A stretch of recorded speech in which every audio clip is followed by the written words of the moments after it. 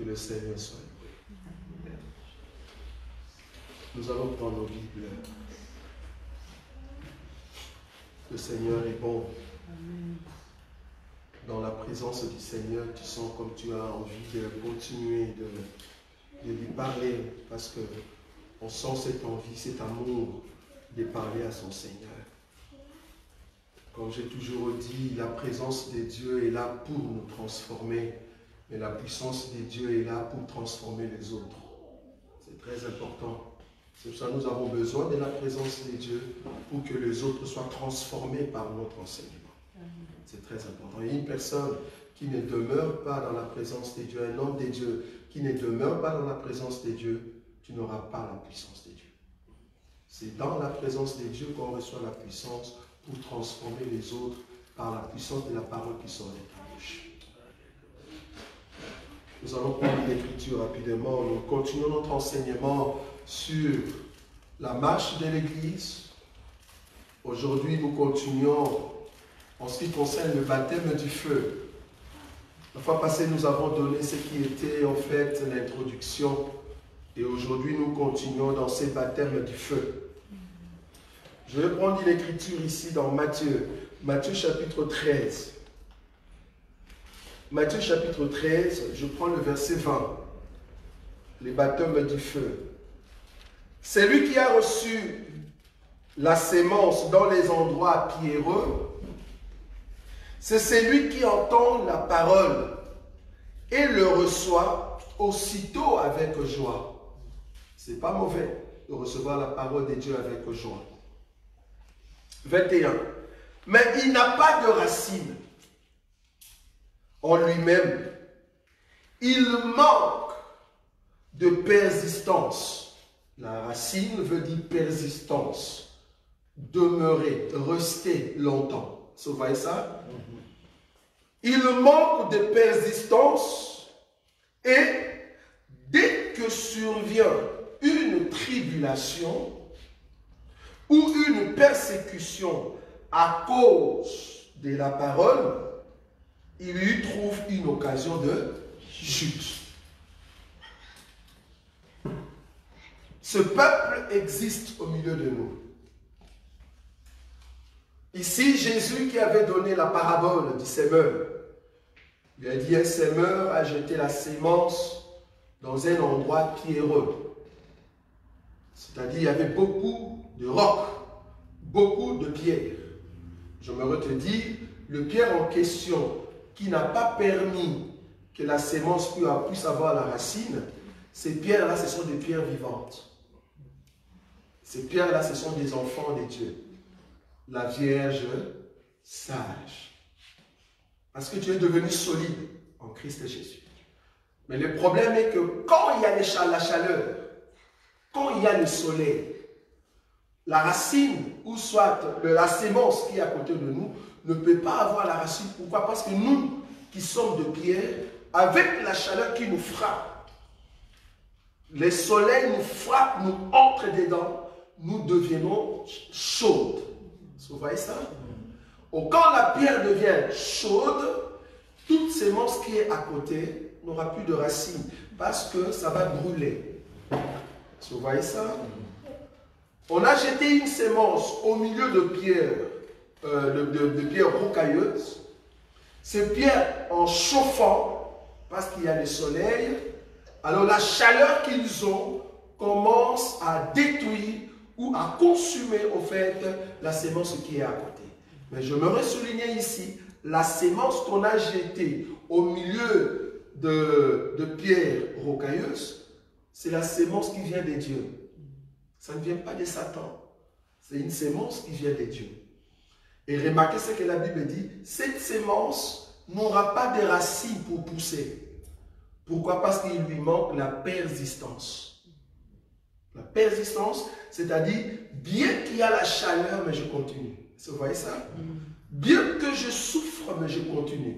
Mais cette sémence n'a pas pu continuer. Pourquoi? Parce qu'il y a eu la persécution, il y a eu la tribulation. La tribulation ici, c'est le soleil. Vous voyez ça? C'est le soleil qui envoie de rayons solaires et le pierre, comme ils sont robustes, il embrasse le soleil, il devient chaud. Donc, pour dire que les pierres reçoivent le rayon solaire, ça leur donne encore la force. Tout enfant de Dieu, normalement, la persécution doit te fortifier. Vous voyez cela? La persécution doit te fortifier pour montrer au monde que tu n'es pas une sémence qui manque de racines, mais tu es une pierre vivante. Mais parmi nous, on aura toujours des personnes qui vont nous quitter, qui ne sauront pas demeurer avec nous, persister. Vous voyez ça? Ils ne sauront pas. Pourquoi? Parce que nous dérangeons, frère.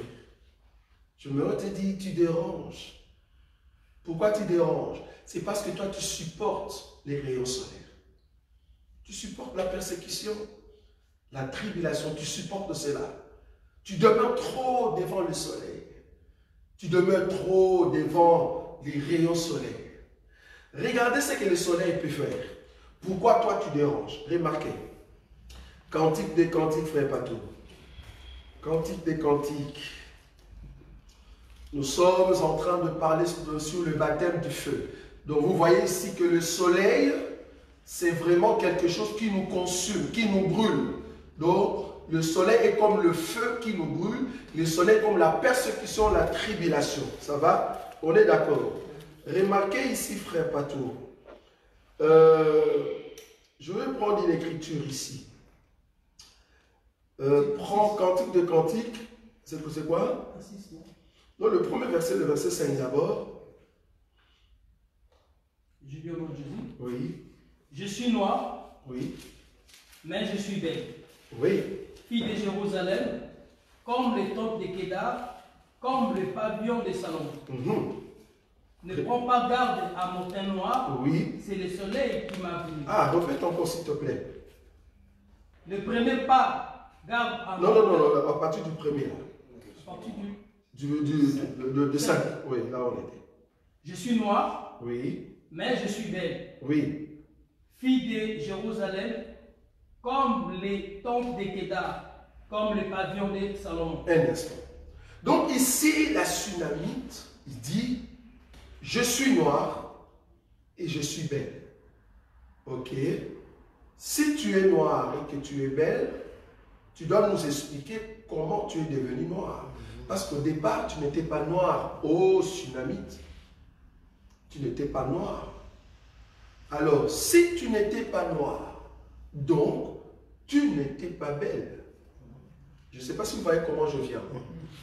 Je suis noir, je suis belle. Ok.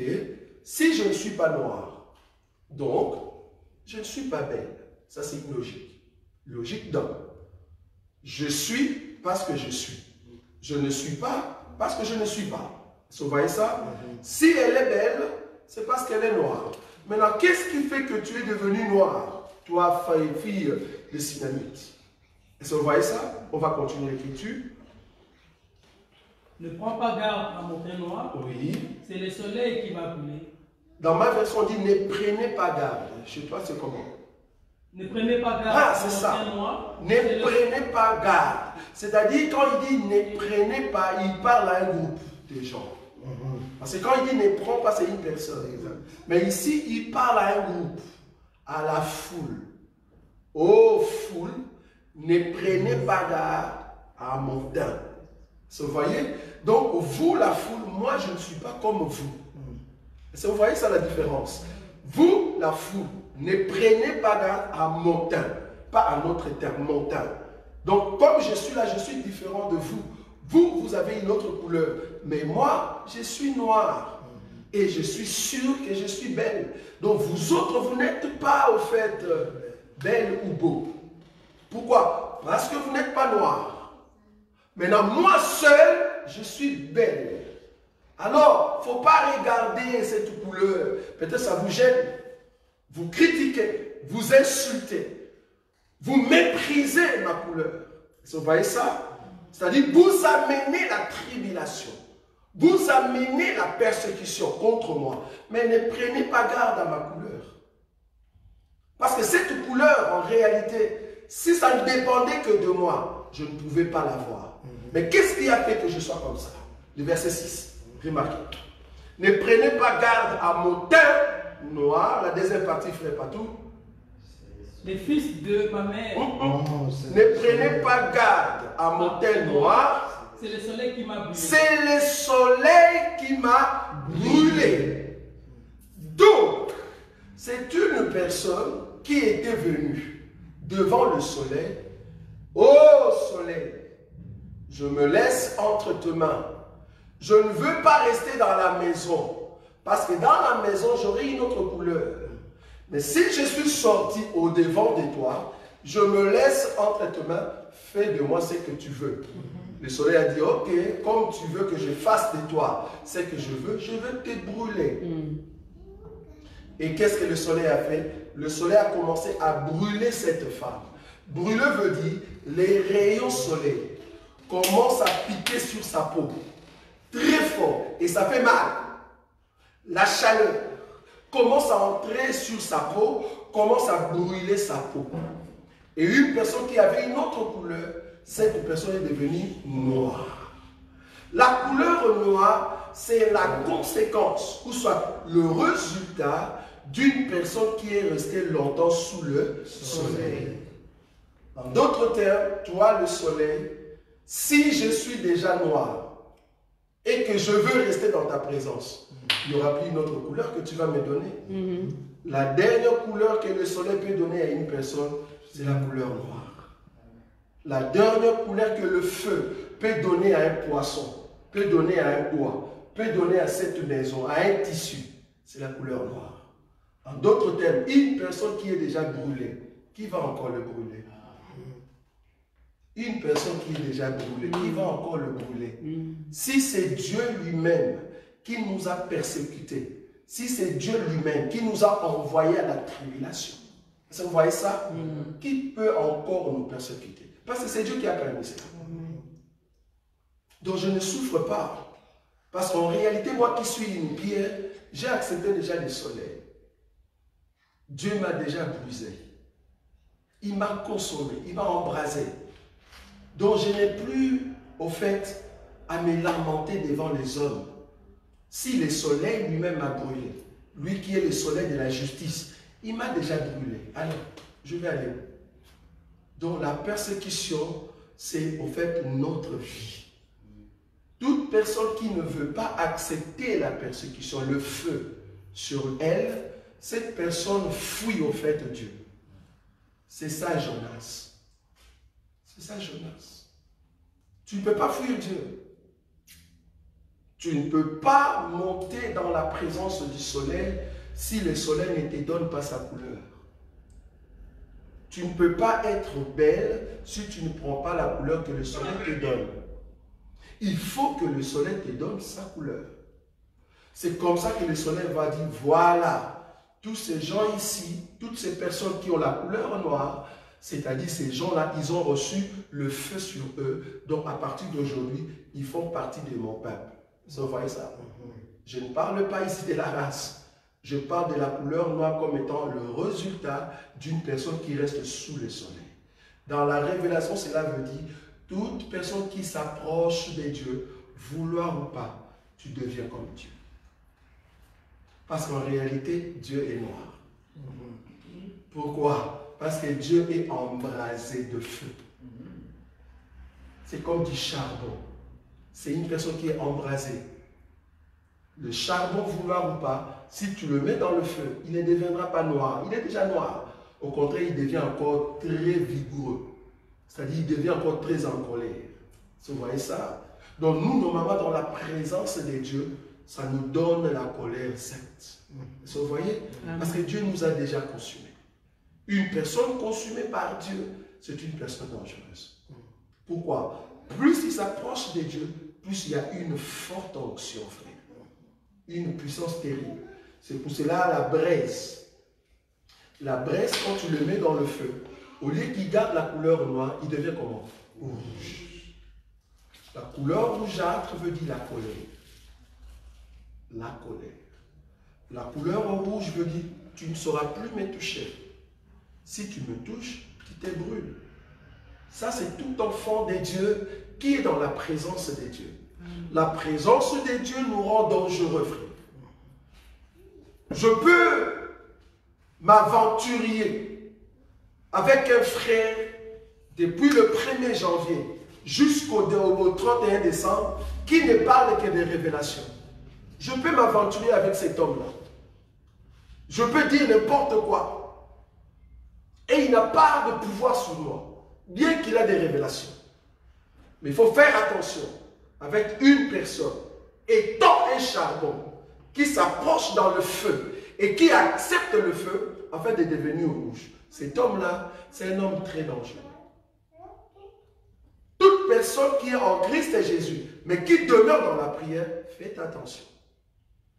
Ce sont des gens, en demeurant dans la présence de Dieu, ses yeux s'ouvrent. Ils voient clair.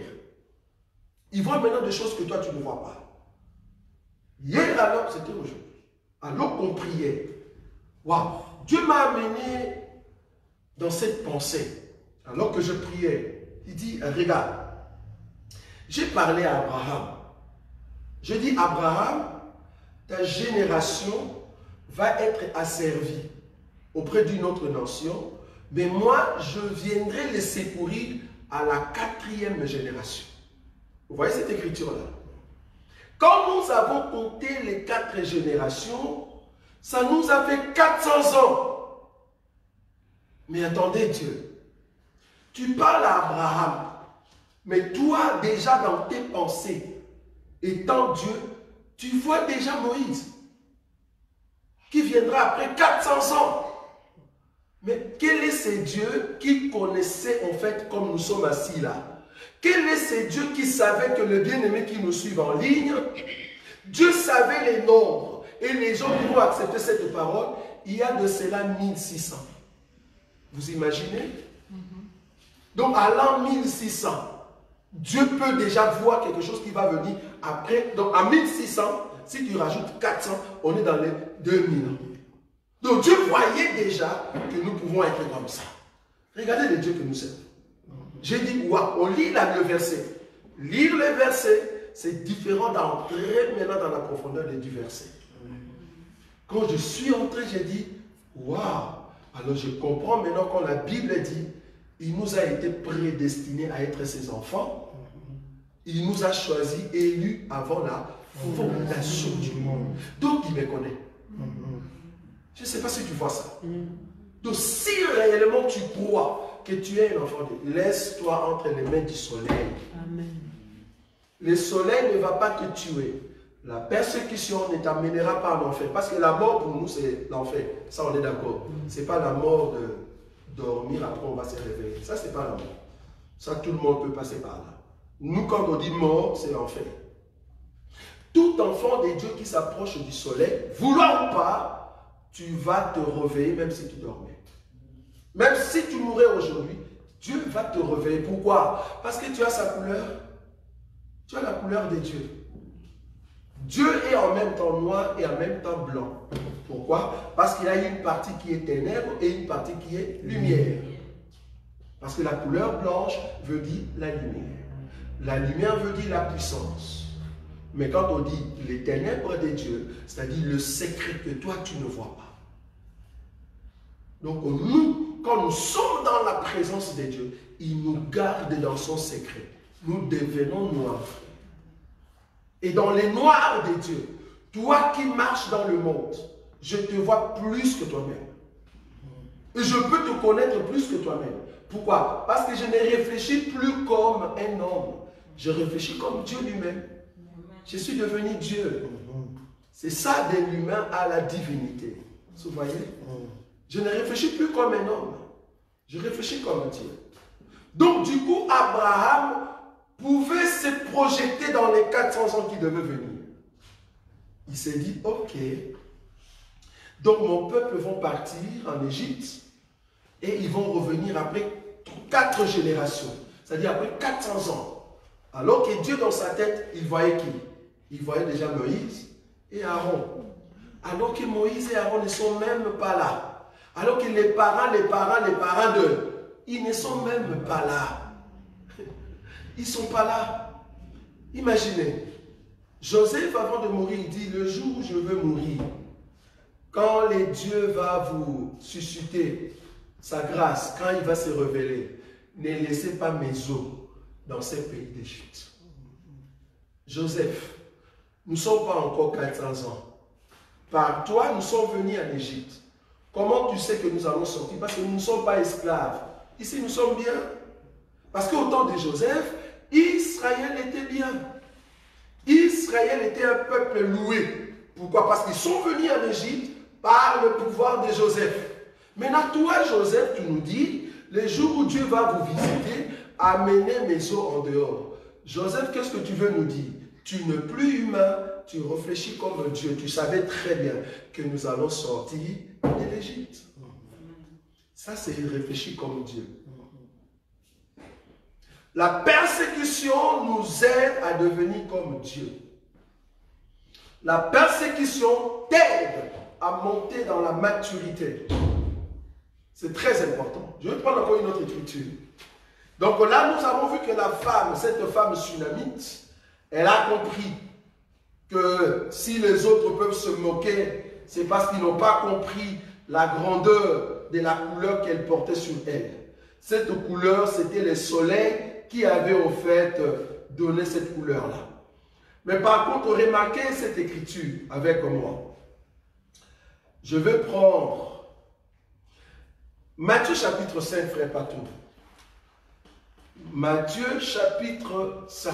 Je parle ici du baptême du feu. Le baptême du feu veut dire, je me laisse au devant du soleil, brûle-moi. Je ne parle pas des hommes. Les hommes seront des canals que Dieu va utiliser pour qu'on puisse te brûler. Ça vous comprenez? Les hommes seront des canals que Dieu va utiliser. Ils vont t'insulter. Ils vont dire ton Dieu fait rien du tout. Ils vont être avec toi quand tu avais l'argent, mais après ils vont fuir. Tu sens mal.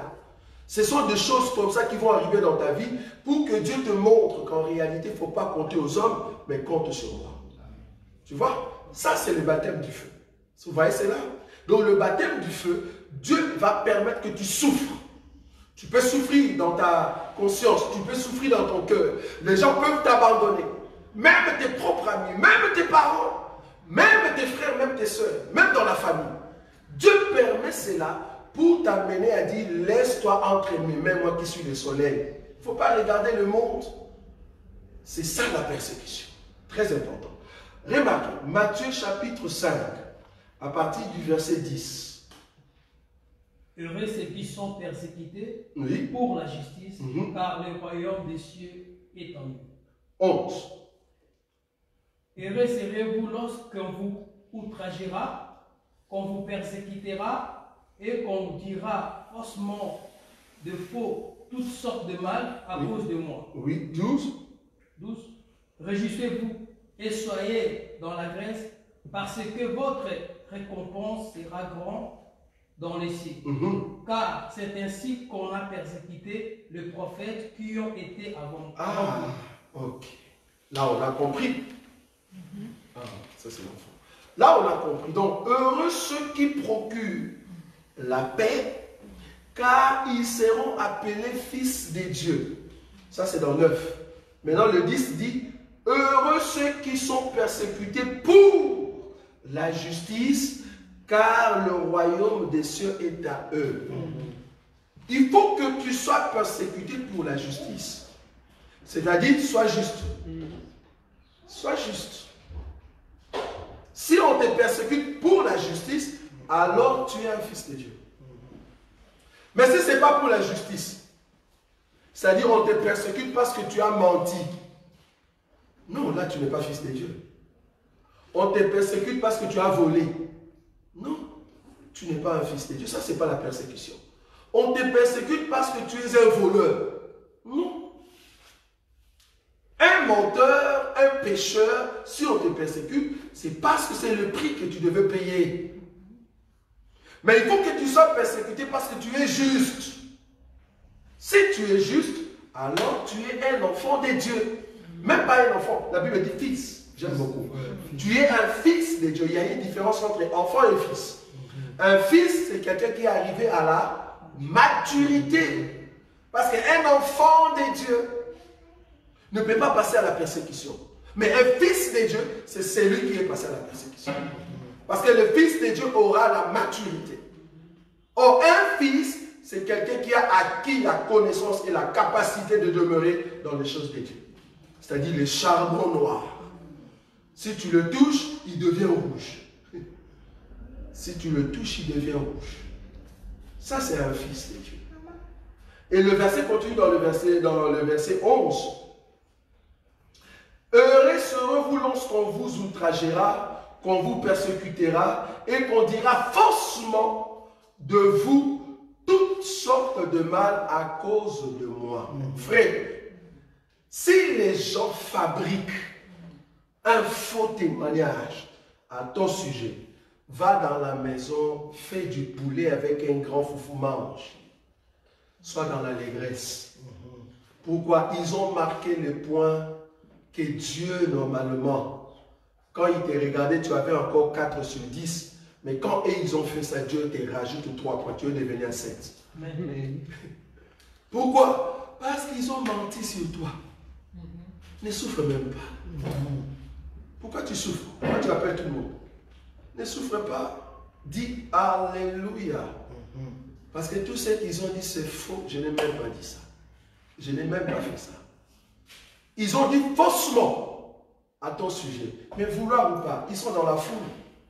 Toi, tu es la tsunamite. Cela prouve que Dieu permet cette persécution parce que Dieu veut changer ta couleur. Amen. Dieu veut changer ta couleur. Et ce que j'aime ici, et que tu dis heureux. En d'autres termes, soyez dans la joie. Dieu n'a pas dit pleurez. Non, heureux.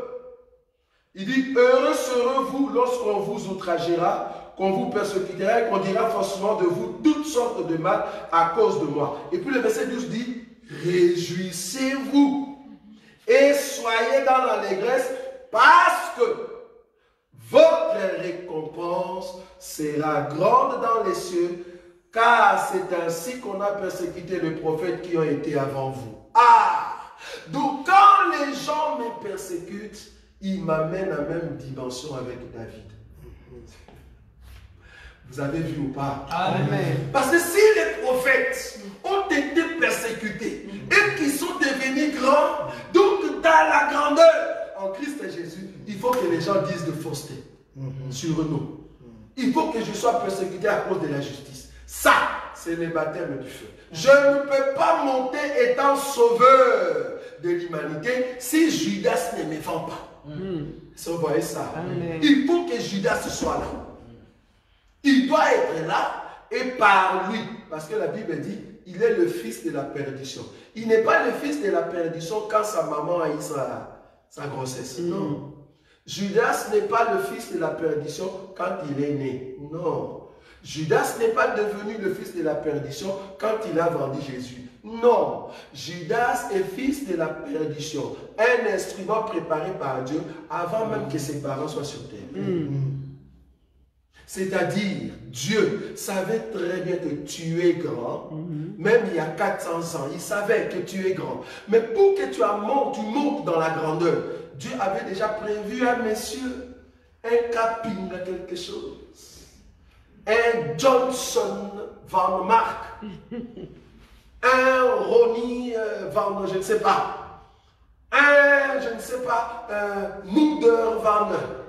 Ils ont prévu tous ces gens-là dans cette génération. Il y a de cela 400 ans, juste pour te faire monter parce que toi, tu es grand aux yeux de Dieu. Maintenant, il faut que Dieu confirme ça aux yeux des hommes. Il doit te faire monter avec de faux témoignages. Waouh! Un Dieu très bon. Maintenant, toi étant enfant de Dieu, quand la persécution arrive, tu dois avoir la joie. Si tu n'as pas la joie, alors on a compris que tu te justifies. Un enfant de Dieu ne se justifie pas. Si la persécution arrive à cause de la justice, tu as le droit de te réjouir. Elle ne te justifie pas. La personne qui se justifie, c'est en fait le diable. Là où tu es tombé, reconnais et continue la marche. Mais si tu te justifies, c'est parce que tu veux garder ta personnalité. Ça, c'est trop dangereux. Donc la persécution nous aide à monter. Réjouissez-vous parce que le royaume des cieux est à vous. Et votre récompense, on n'a pas dit vous aurez votre récompense, non. Quand la Bible marque que votre récompense est grande, waouh! Donc il y a des récompenses qui seront petites et des récompenses qui seront grandes. Dieu ne peut pas mentionner cela s'il n'y a pas de petites récompenses. Donc il y a d'autres personnes qui auront des petites récompenses. Mais il y aura d'autres qui auront de grandes récompenses dans la présence de Dieu. Or, l'élément qui fait que tu puisses avoir la grande récompense, c'est la persécution. C'est la persécution. Tu dois être persécuté à cause de Jésus. Quand je dis à cause de Jésus, ce n'est pas parce que tu es chrétien, non. Tu dois être persécuté parce que tu mets en pratique la parole de Dieu et on te persécute. Quand tu mets la doctrine, tu respectes la doctrine. Beaucoup d'hommes n'aiment pas ça. Ils vont commencer à te déranger, à t'outrager, comme on dit. Vous voyez? C'est parce que tu possèdes Dieu. Tu possèdes la justice. Et Jésus le savait, il dit, waouh, disciples, heureux si on vous fait souffrir. Heureux. Vous imaginez. Parce que nous pouvons lire facilement. Hein? Remarque. Je vais prendre Actes des Apôtres. Waouh, c'est grave. Je prends une écriture ici. Je suis dans le livre de Actes des Apôtres. Frère Patou, je vais prendre quelle écriture?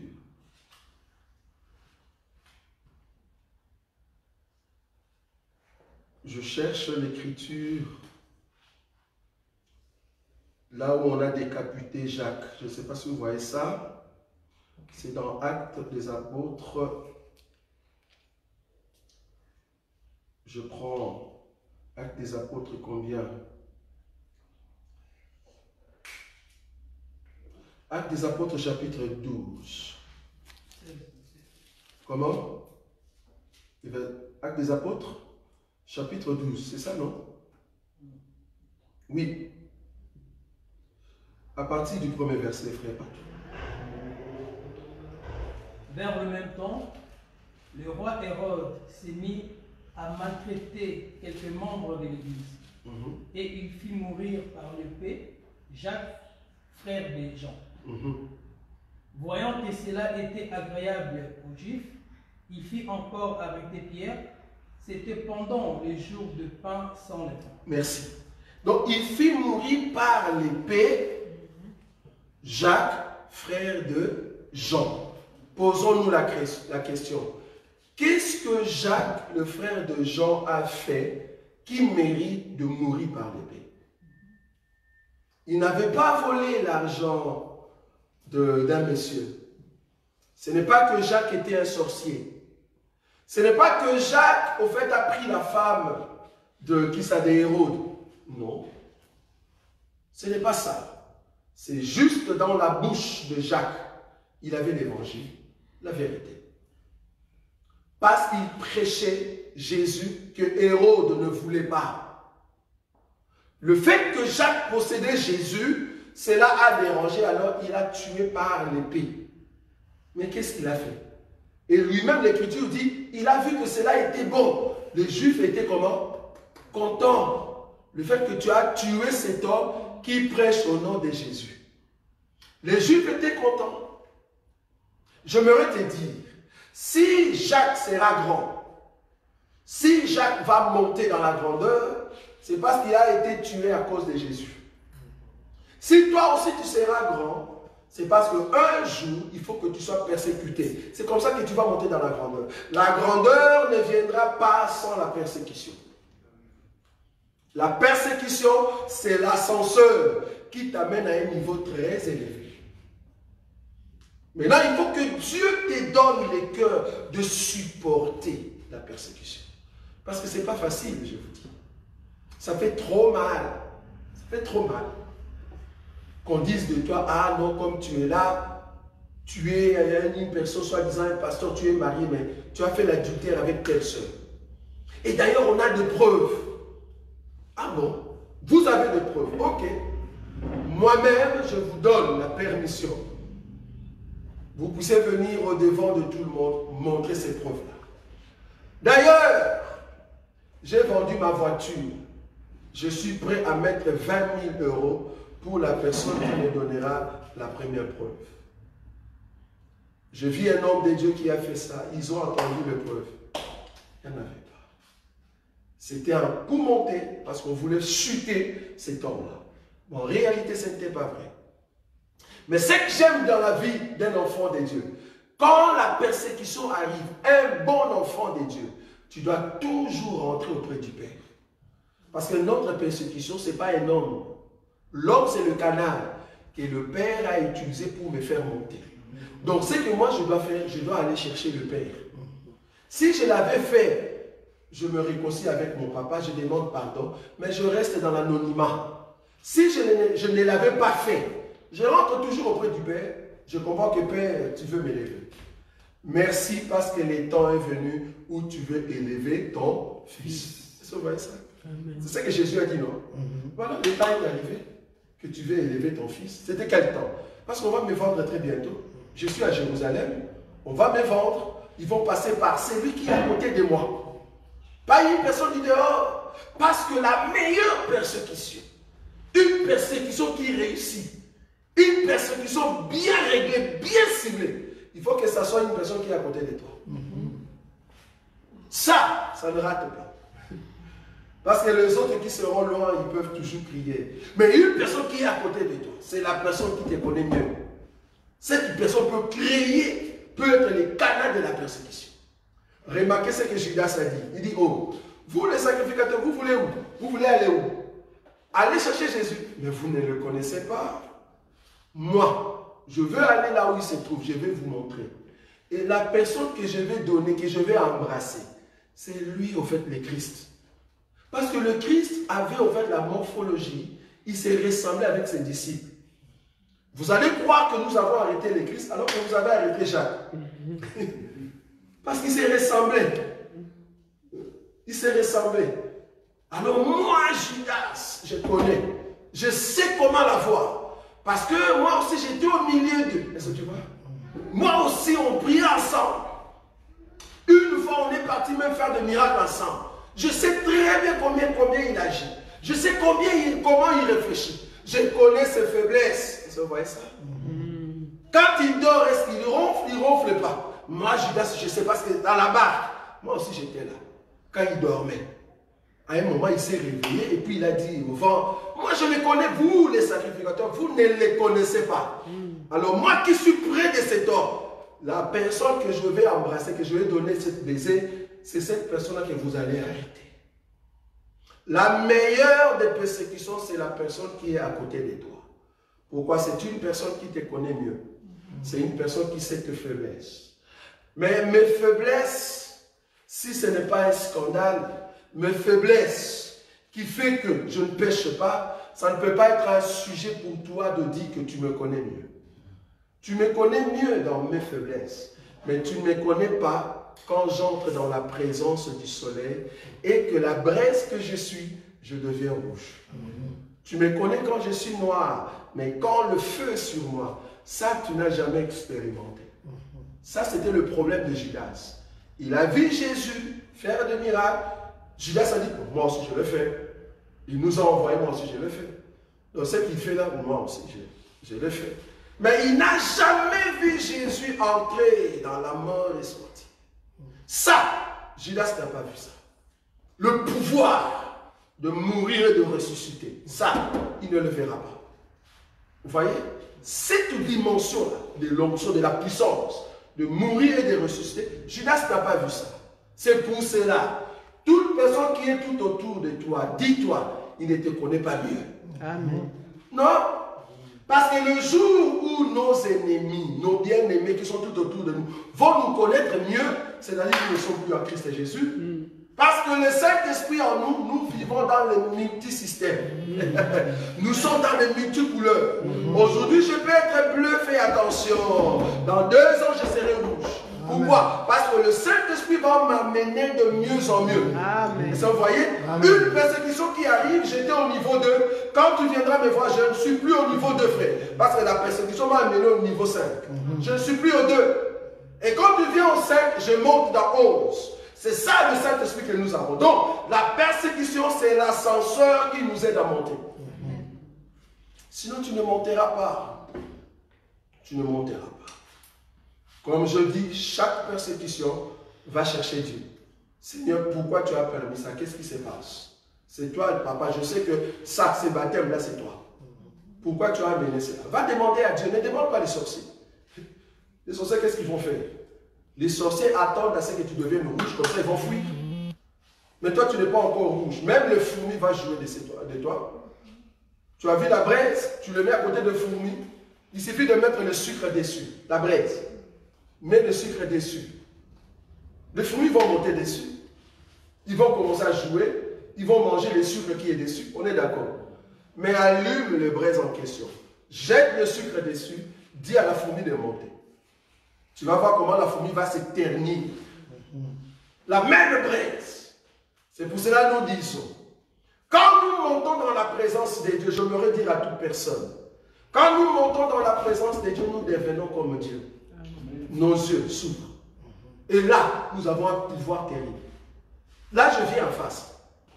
Avant, étant braise, je caresse. Tu vois, une fourmi qui monte sur toi, tu laisses. Parce que tu n'as pas encore la rougeâtre de Dieu. Mais quand j'entre dans la présence de Dieu, je deviens rouge, c'est fini.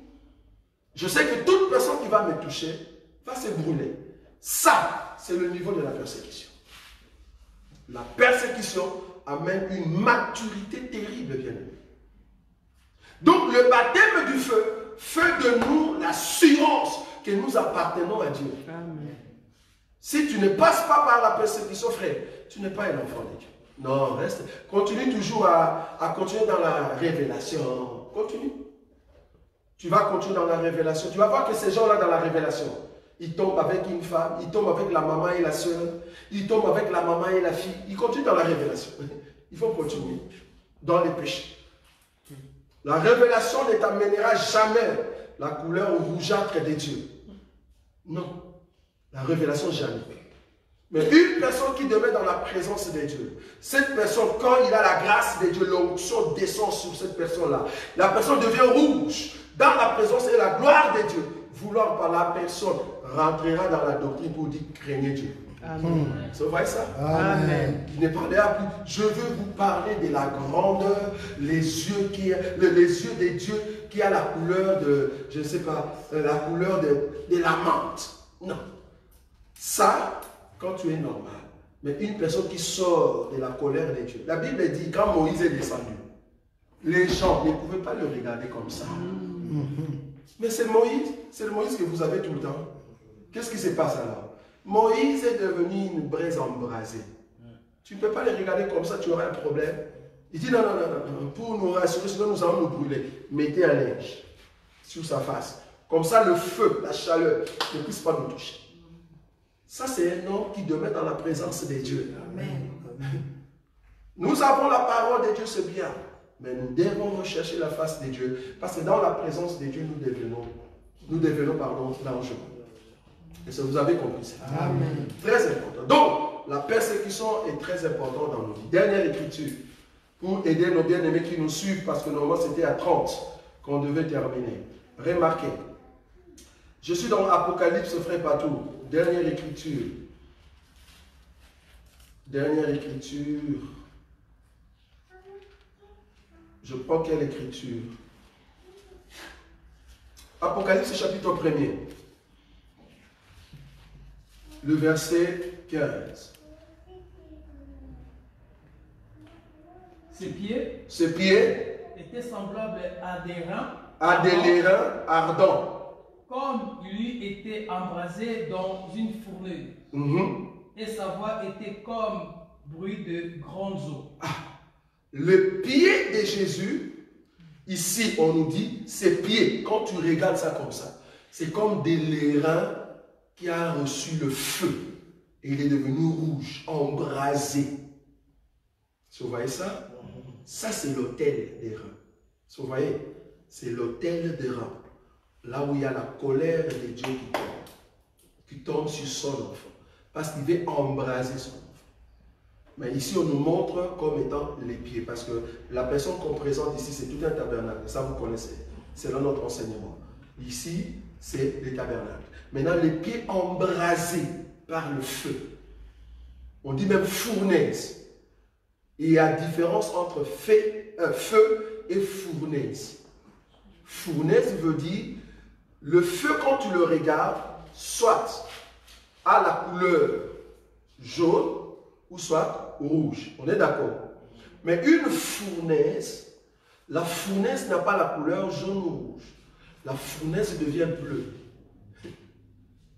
C'est-à-dire, le feu en question, il suffit que tu mettes avec directement, c'est terrible. Parce qu'une braise avec la couleur rouge, je peux encore faire ça. Tu vois? Et je dépose. Mais une fournaise, n'ose même pas.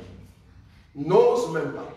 D'ailleurs, une fournaise, si ça se trouve là où se trouve la colonne, je ne saurais pas être ici. Parce que la chaleur que cela dégage, ça peut me brûler. C'est pour cela les gens qu'on a mis dans la fournaise, Shadrach, Meshach et Abednego. Les gens qui ont mis Shadrach, Meshach et Abednego, ils sont morts. Ils sont venus déposer Shadrach, Meshach et Abednego. Eux-mêmes, ils sont morts. Ce n'est pas qu'ils sont entrés dans le feu, non. C'est la chaleur de la fournaise qui les a brûlés. Ils sont morts. Mais Shadrach et Meshach, comme ils étaient de charbon, des braises, dans la colère de Dieu, le feu n'a pas été. Une personne dans la fournaise de Dieu devient une personne dangereuse. C'est pour cela que tu peux nous saluer chaque jour, c'est parce que nous sommes encore amis. Mais quand nous montons sur la montagne embrasée de feu, nous avons eu un autre pouvoir, bien-aimé. Si seulement vous aimez la prière, j'aimerais vous dire, une personne qui aime la prière, c'est une personne dangereuse. Amen. Amen. Tendre Père, nous te disons un grand merci.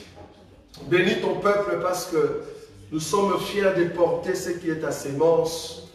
Et la grâce que tu nous fais, Seigneur, c'est d'avoir la couleur qui vient de toi.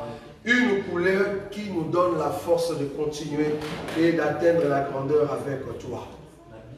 Nous sommes fiers de porter, Seigneur, cette chaleur. Et nous croyons que nous allons continuer jusqu'à ce que nous allons atteindre la grandeur parce que tu es Dieu. Bénis tout un chacun de nous, toi qui nous conduis à chaque instant. En ton nom, Jésus-Christ, que nous avons ainsi prié. Amen. Amen. Nos bien-aimés qui nous regardent en ligne, demain, samedi et dimanche, c'est notre temps de repos, c'est-à-dire dans la méditation. C'est-à-dire demain matin et dimanche matin, nous n'avons pas prière en ligne.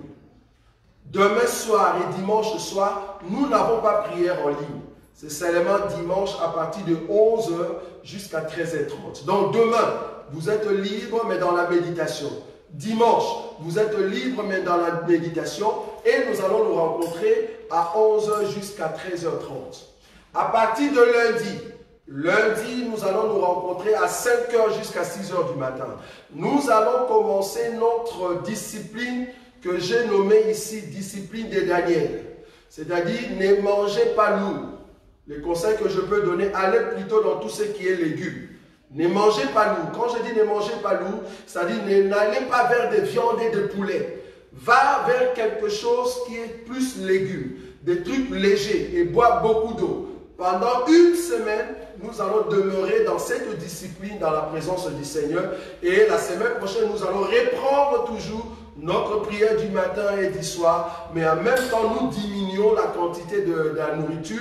Nous ne mangeons pas l'eau. Voilà un peu la recommandation que nous pouvions donner. Donc demain, vous êtes libre le matin et le soir. Dimanche, même chose. Nous allons nous rencontrer dimanche à partir de 11. En tout cas, vous qui nous suivez, que Nazako matangai, Nazako matangai, nga nazako matangai.